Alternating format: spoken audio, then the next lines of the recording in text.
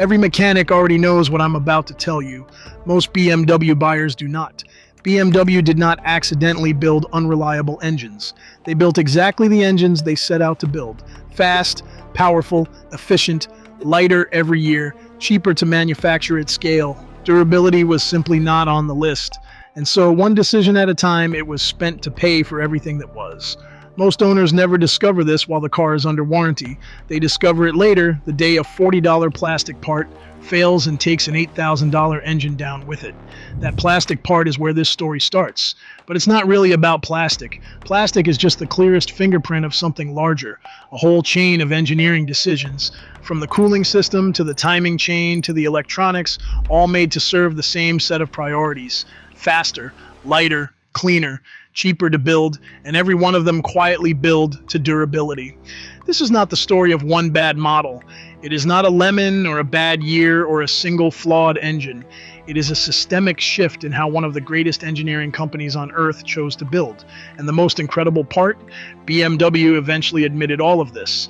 Not with a recall, not with a press release, but by quietly putting the old design back on one of its most important engines and never saying why. We'll get to that. Hold on to it. The performance was real. The brilliance was real. But the bill was real too. Deferred past the warranty, past the first owner, and dropped onto whoever was still holding the car when the plastic finally gave out. This is how the ultimate driving machine became one of the most expensive machines to keep driving. Act 1, what BMW used to be. To understand what was lost, you have to understand what BMW was. For decades, the ultimate driving machine wasn't marketing, it was accurate.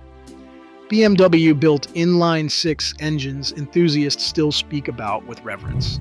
The M50, the naturally aspirated sixes of the 1990s, cast iron blocks, mechanical simplicity, internals so overbuilt that owners routinely crossed 200,000 and 300,000 miles.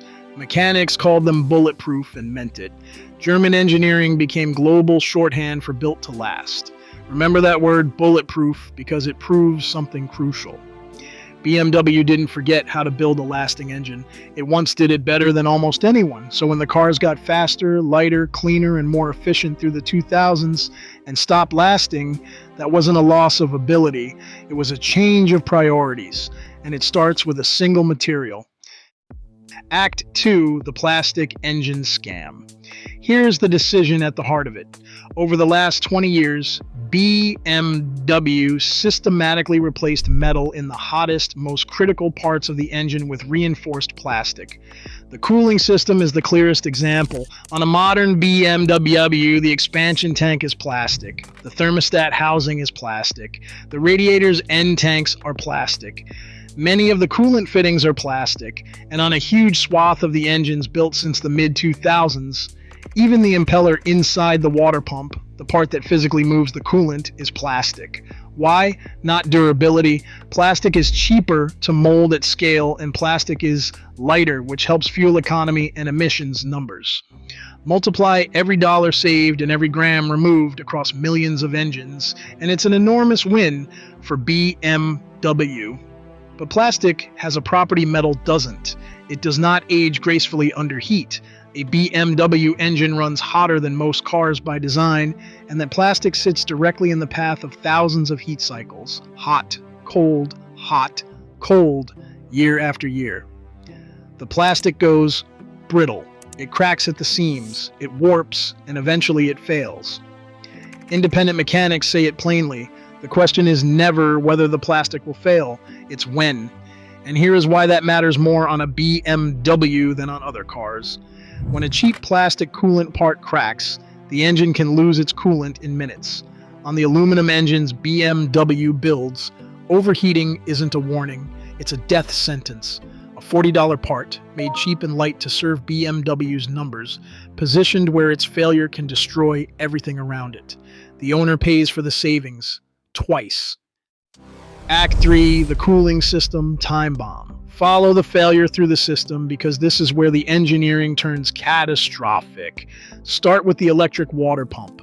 On its N-series engines, the ones powering the majority of BMWs since 2006, the company moved from a simple belt-driven mechanical pump to an electric one. On paper, it is smarter. Electronic control means the pump only runs when needed, improving efficiency and emissions. In practice, it introduced a component that fails abruptly, often without warning, typically somewhere between 60 and 100,000 miles. It combines every weakness at once: a plastic impeller, an electric motor, and constant heat stress. Now watch the cascade. The plastic expansion tank cracks and the system slowly loses coolant, or the electric pump seizes and coolant stops circulating. Either way, on a BMW, the temperature doesn't creep, it spikes. These engines run with tight tolerances and very little thermal margin. A failure that another car might shrug off sends a BMW past its limits in minutes. And the engine is aluminum. This is the part that makes it fatal. Aluminum is light, again chosen to serve weight and performance. But it also warps and distorts under extreme heat far more readily than the cast iron of BMW's legendary older engines. When a modern BMW overheats, the cylinder head can warp, the head gasket can blow. In the worst cases, the block itself is compromised. A cooling failure that begins with a cracked plastic tank ends with a destroyed engine. Then comes the tell, the single most damning fact in this entire story. On its newer B58 inline 6, BMW quietly abandoned the electric water pump and went back to a mechanical belt-driven design. After years of electric pump failures, the company reverted to the older, simpler approach on one of its most important engines. Engineers don't walk back a design that's working. That reversal is BMW, in its own actions, admitting the electric pump was a reliability mistake. BMW didn't recall it. They redesigned it for future customers. The old owners simply paid the bill. Act 4, the timing chain disasters. The plastic doctrine doesn't stop at coolant, it reaches into the engine's most critical timing system. The timing chain synchronizes the crankshaft and camshaft. It keeps the entire engine in mechanical harmony. If it fails, the pistons and valves collide. And on an interference engine, that means catastrophic, total destruction. This is the one system that must never fail. BMW guided that chain with plastic. The timing chain guides on several BMW engines are plastic components that, once again, sit in constant heat. They get brittle, they crack. As they degrade, the chain develops slack, and a slack timing chain can stretch, skip, or jump, throwing the engine out of time and, in the worst outcome, destroying it entirely. The most notorious example is the N47 diesel, an engine so associated with timing chain failure that it became the subject of widespread owner complaints and media coverage in Europe, made worse by a design decision that put the chain at the back of the engine against the firewall, so that even a preventative replacement required pulling the engine or transmission. But the pattern appears across the lineup. On the 4-cylinder N20, the pre-2015 timing chain became a documented failure that specialist mechanics described not as if, but when, with repair bills around $4,000. On the twin-turbo V8, the plastic chain guides are a known weak point capable of taking the whole engine with them.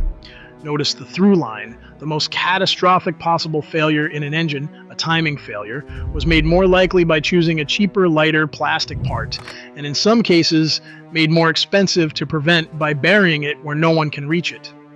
Cheaper to build. Lighter on the spec sheet, ruinous to the owner. Act 5. Oil leaks everywhere. If you ask any independent BMW mechanic what they see most, the answer is OEL. Modern BMWs leak oil the way older cars rust, predictably, chronically, and from the same places every time. The valve cover on many engines is plastic, and it, along with its gasket, becomes brittle from the endless heat cycling and begins to seep. The oil filter housing gasket is a known chronic weak point, a poorly sealed joint that hardens and weeps oil down the side of the block. The oil pan gasket leaks. Various seals throughout the engine give up in the same way, for the same reason.